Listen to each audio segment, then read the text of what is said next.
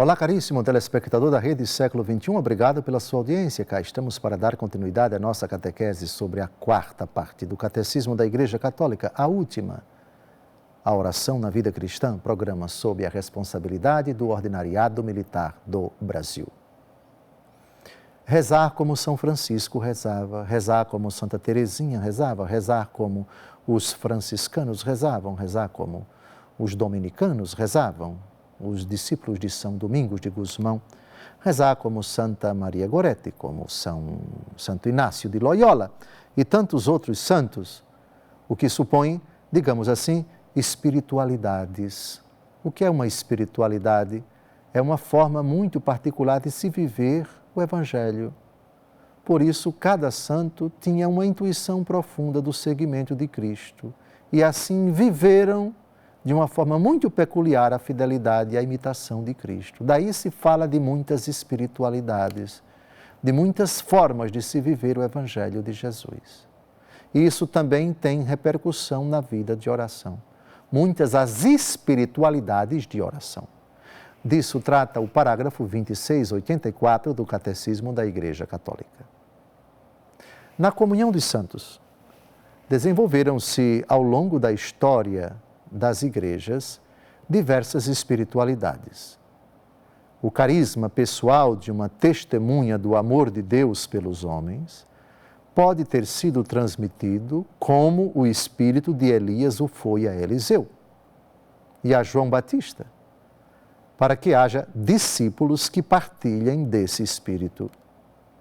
Uma espiritualidade está também na confluência de outras correntes litúrgicas e teológicas, e testemunha a inculturação da fé num determinado meio humano e na respectiva história.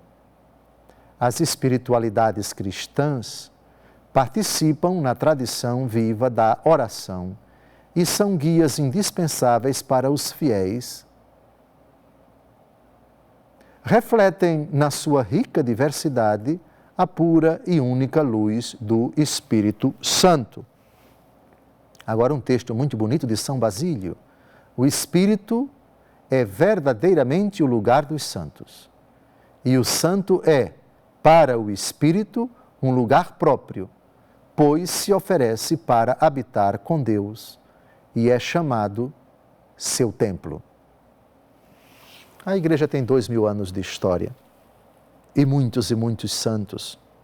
E cada um que viveu numa época precisa, num contexto histórico, cultural, bem preciso,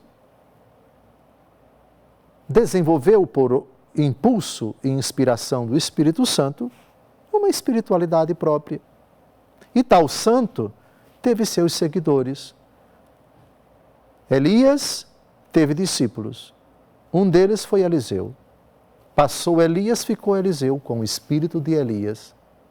São João Batista, no Novo Testamento, tinha discípulos, tinha seguidores.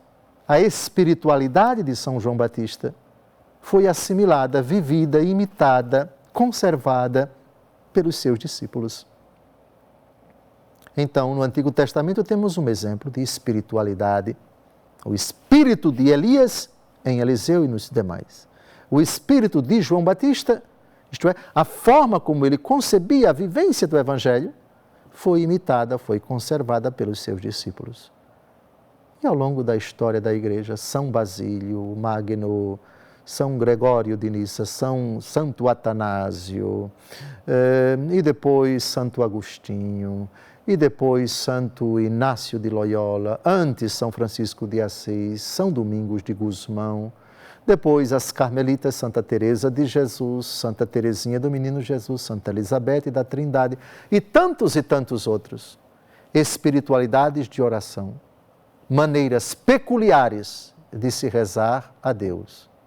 Essa é a grande riqueza da Igreja, a grande diversidade de espiritualidades de vida de oração.